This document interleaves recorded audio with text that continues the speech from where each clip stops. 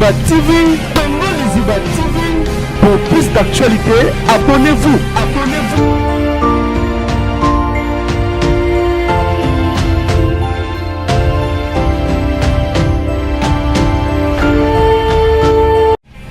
Congo Liziba TV, Congo Liziba TV. Pour plus d'actualités, abonnez-vous.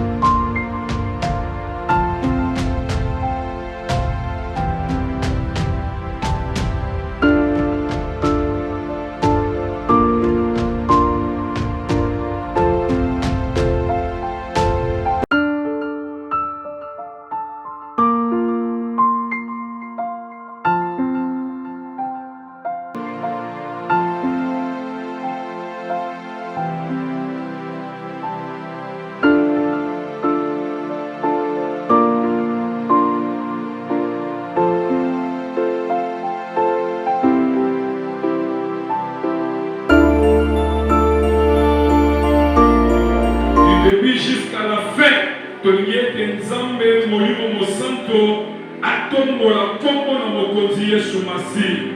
Na prédication, na ba louange, adoration, na programme nyonso Nzambe ko dérouler kati na esika to sendi présence na yo.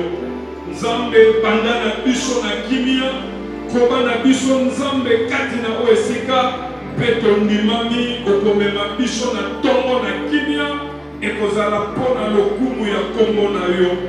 Mingi Nzambe bazwa ko rejoindre biso kati na esika o bakela Nzambe matambi na bango bakoma na kimia mpona lokumu ya kombo na yo. Peto tiki continuité ya programme oyo grand Dieu kino tokokende na cimetière programme nyonso Nzambe esimama bobele na se na bobokolo na nguya. Et toutes tes pensées captives te ramener à l'obéissance sur la croix de notre Seigneur Jésus-Christ. Sois contrôle Nzambe ya programme oyo pour la gloire ya kombo na yo nde basantu tolobi amen. Amen. Amen. Amen. Oui, tu dis qu'on passe un moment ok ya adoration. Nazo sepela ete bonga oyo ezala kwa temps oyo kosala le fils que rétrospection oyo mokie. Parce que ma commis, ezoyebisa biso na livre ya Ecclésiaste 7 verset 2 ete ezali malamu na moto kokende ozopesa ye nini nalingi ozwa kaka ntango moke ya koloba na Nzambe oza malamu ya kotonda ye ya kotombola ye tobandi kobondela elongo na baadoratere bazomema biso na adoration oyo koexcite biso po tozanga maloba te ya koyebisa Nzambe na bonté oyo azali na yango envers nous. Alléluia Jésus.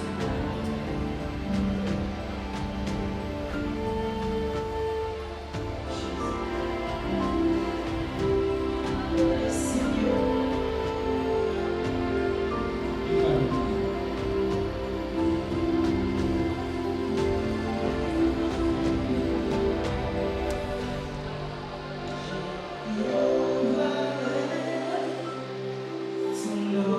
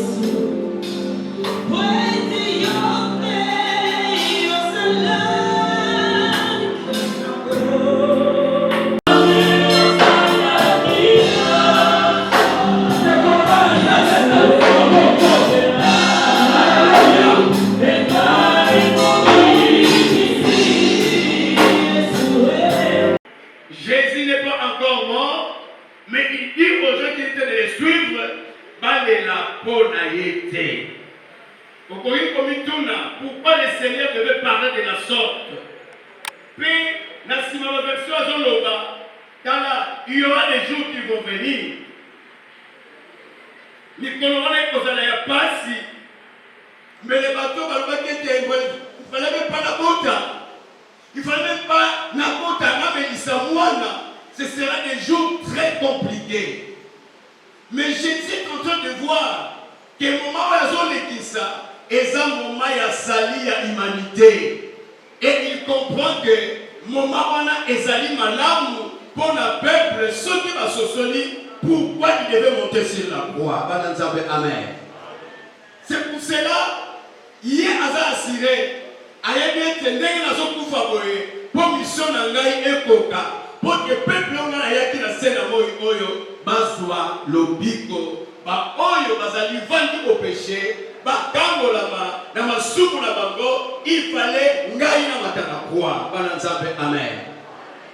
Bien aimé, les salis qui sont déclarés, ce n'était pas une chose facile.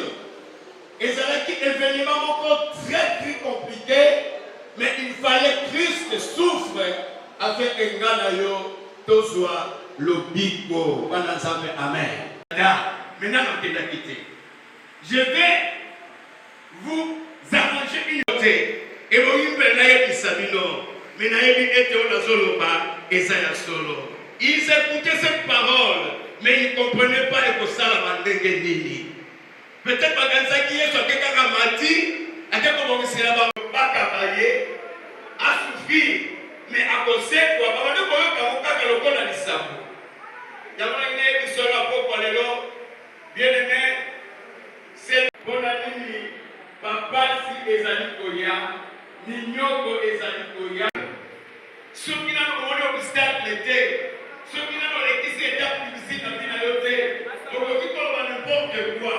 Mais la émission de l'eau est que Jésus veut seulement te rassurer que l'objet qu'on a et Zali Kat n'a pas signé.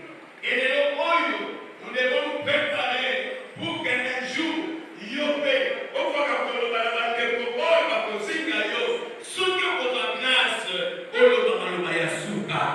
Amen. Vous verrez quelque part, quand quelqu'un veut nous quitter, il y a toujours certains mots à l'Obaka. C'est comme si il y aura toujours quelque chose à dire que la bateau. Moussousou, à cause de quand même pas pour confesser. Moussousou, bien aimé dans le Seigneur, nous voulons seulement rappeler que ceux qui sont à Christ, notre numéro de résurrection, Ezali Kabomonene, parce qu'après cette vie, il y aura une autre vie. Comment tu te prépares?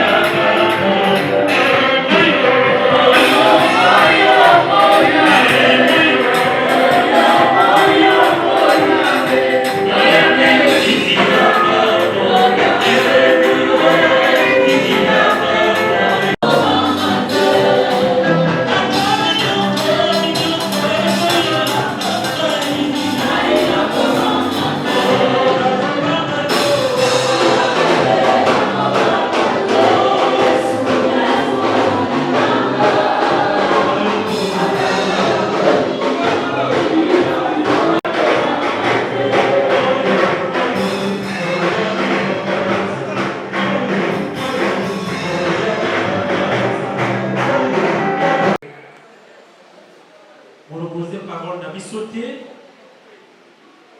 Moutou Audrey Kolela Lelo, l'illustre disparu, s'appelle Ngoma Mavungu Daudi. Et peut-être pour n'avoir intime, on va dire il y a Ngoma. Mais de son vrai nom, Ngoma Mavungu Daudi. Il est né aussi d'une union de deux personnes. Nenge biso peto bota sonyoso. Abotami na papa Mavungu Tambalua. Pe na mama Mambu Mavungu Hélène. Na libota na bango, papa na mama aboti bango, bazali bana 9. Payé azalaki 8e na libota na bango. Bazali batu ya secteur ya Lubolo, territoire ya Tchela, district ya Bafleuve, province ya Congo central. Papa na biso Ngoma Dandi atanga kipe classe lokola mona nyonso soki abotami na kati ya libota baparents basalaka nyonso mpona kotangisa mwana na bango e baparents na ye bakotisaki ye mpe classe malgré avansaki mosika te na baétude na ye à cause ya maladie, mais il a fait ses études comme mwana nyonso. Et na kati na ye Nzambe apesaki ye badon. Il aimait dessiner.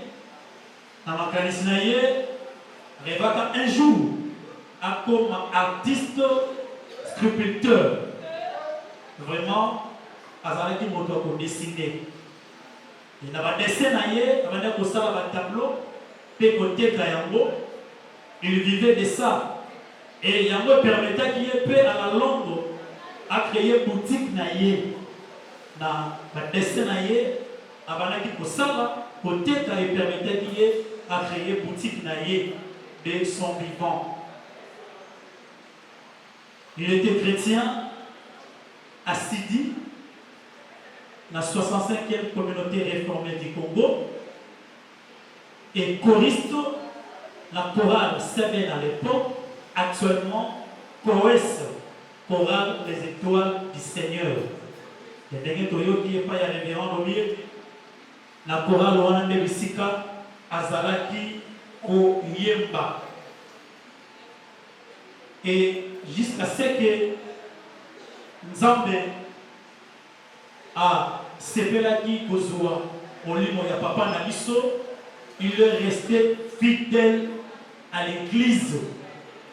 Azalaki un chrétien baptisé assidu vraiment ya bovanda makati ya Lingomba. Et na kati ya famille alingaki libota na mingi.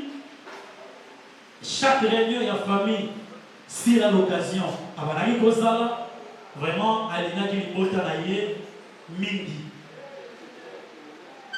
Et ndenge touti kolanga balobi topesi biographie topesi biso na mokuse omo ya papa na biso Ngoma Mavungu Dandi et directement pe na témoignage na ye en tant que mwana na ye. Papa na biso alingaki biso mingi na kati ya libota en tant que bana na ye. Et il était vraiment obéissant. Soki aliki oyo azali ene na ye mukolo na ye soki apekisi ye likambo ata asilikaki ndenge nini soki aliki oyo yaya na nga oyo mama na nga soki apekisi ye carrément il faut atika parce que azalaki vraiment pour lui. Et papa na biso Nzambe apesaki ye makasi azalaki vraiment makasi na nzoto. Jusqu'à point que on a même dans les soldats. Les policiers, ils avaient du mal à les retenir.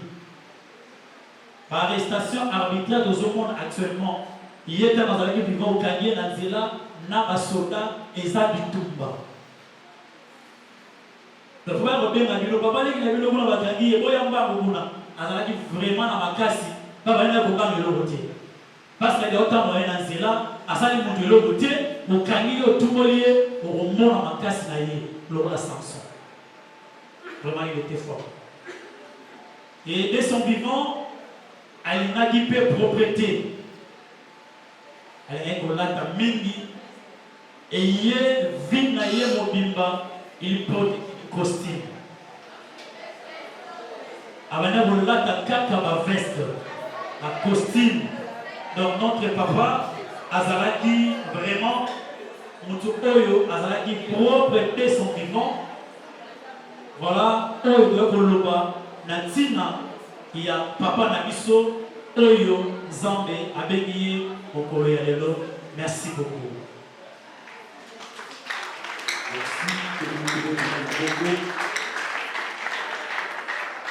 Oui, tometeli Yesu maboko makasi parce que ndeko oyo atiki biso alingaki Yesu mingi.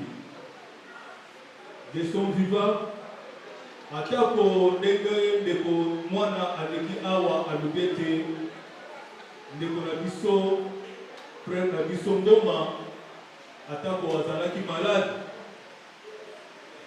na ntango molai, mais na ntango oyo ye azalaki na bomoi abosanaki ata mokolo moko te Nzambe oyo akelaki ye.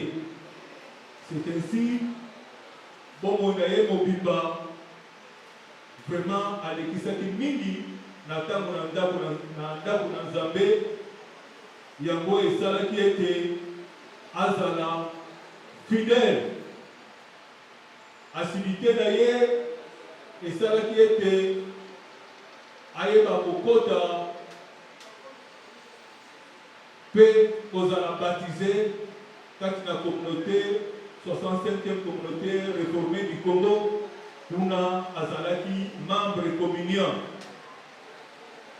Bandeko ndenge mwana alobi awa kati na Lingomba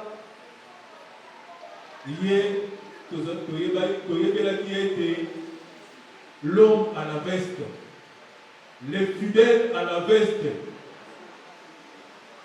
Ntango ye alati ezala mikolo ya pamba, ezala ya dimanche, teni na ye wana kaka yango wana toyebelaki ye. Frère Ngoma ndenge touti koyoka azalaki choriste,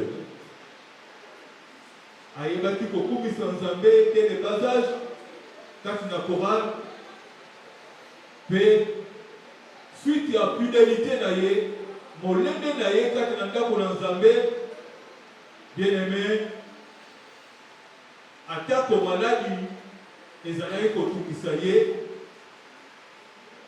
dommage ete ayebaki mpenza azwaki occasion ya mosala malonga te.